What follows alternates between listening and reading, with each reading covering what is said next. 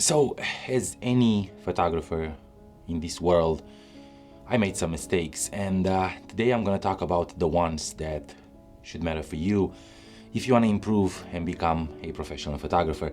These kind of videos are the ones that inspire me to work with you guys and create this community and tell you exactly what you need to know if you want to become a professional photographer, if you want to get paid for your work. And if you don't, they're still gonna improve your skill, and I'm hoping that you will get something out of it. Hey, what's good everyone, Chris here, welcome back to the channel, and today we're talking about 3 mistakes that I believe any photographer who is starting into this path of creativity and documenting and shooting and capturing moments in time, stopping time basically, will probably do. And I did them, and now I want to share them with you and help you understand how not to fall in those traps. Well, these are not probably the usual one that you're seeing on other YouTube photography channels. They're the ones that I believe are more important, and they're not based on necessarily gear or creativity or skill. They're based on mindset. And the first one that comes to mind is the one that matters the most. Yes, we are underestimating ourselves even when we're starting. We're looking at our photos and comparing them with whatever we're seeing on Instagram or Facebook or Flickr or whatever social media or sharing platform, and you have that feeling that you are not there, and it's normal. You are not. I'm gonna be blunt and tell you that after you're shooting 10,000 photos, you will probably get a hold of how to use a camera. But after you're shooting 100,000 photos, you'll be there to understand more about your creativity, about your limits, your camera limits, your gear limits. So underestimating yourself and putting yourself in a corner because you won't be able to capture that beautiful flower in your backyard, or you shot a blurry photo of your child running around in the house. That's not how it works. That is the worst thing that you can do to yourself. Don't put pressure. Keep your shoulders straight and your head up, because you are on a path of greatness. If you take your time, if you understand that everything goes with a price, and we're not born to be something, we are born to fight for becoming whatever we want.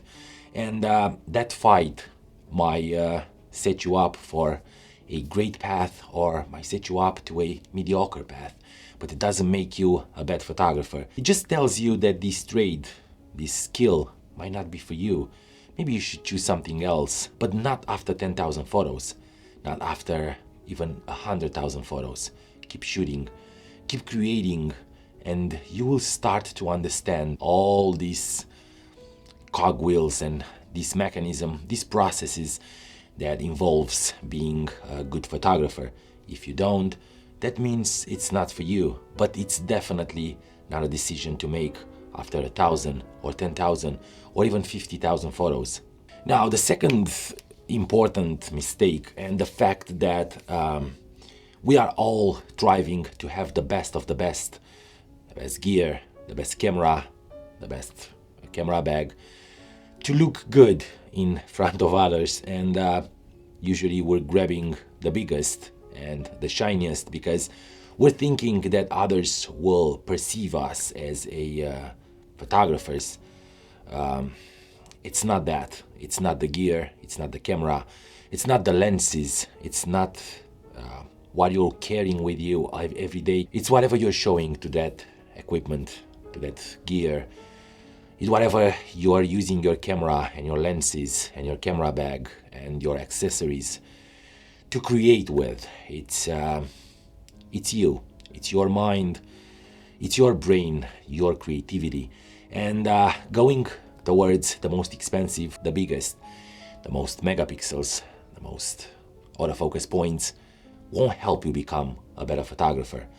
I start shooting film with a camera that right now became a lamp, an accessory in my room.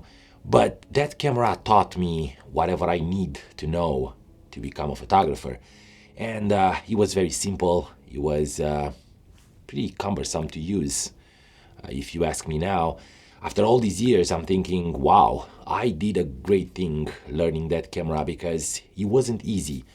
And it was cheap. It was a Russian camera, a Zenith E camera, but it was the only tool that I had, and the only tool that I could afford at that time. And that brought me here on this path of becoming a professional photographer. I don't even know if I'm professional or not, but because I'm making money, I can call myself a professional. Now, again, tools are tools, and they're meant to be used to create something. They're not the creativity itself. They're not the things that will bring you the most out of your brain, out of your ideas. They're the ones to help you put those ideas, those thoughts in practice, and help you create the amazing photos that you're striving to have. And the third one, well, this one is a bit different.